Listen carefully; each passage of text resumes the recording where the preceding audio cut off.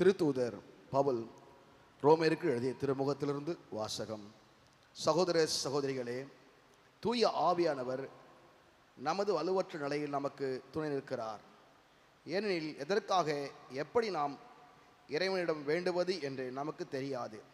தூய ஆவியானவர் தாமே சொல் வடிவம் பெற முடியாத நம்முடைய பெருமூச்சைகளின் வாயிலாய் நமக்காக பரிந்து பேசுகிறார்.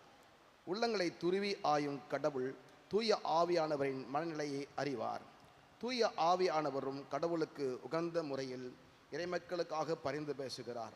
மேலும் கடவுள் கடவுளிடம் அன்பு கூறுவர்களோடு, அதாவது அவரது திட்டத்துக்கு ஏற்ப அழைக்கப்பட்டவர்களோடே அவர்கள் நன்மைக்காகவே ஆவியானவர் அனைத்திலும் ஒத்துழைக்கிறார் என்பது நமக்கு தெரியும்.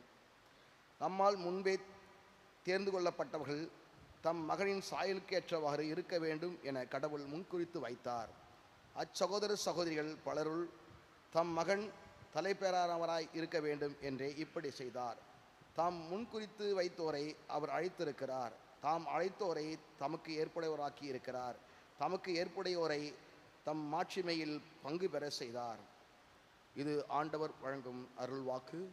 இறைவனுக்கு நன்றி.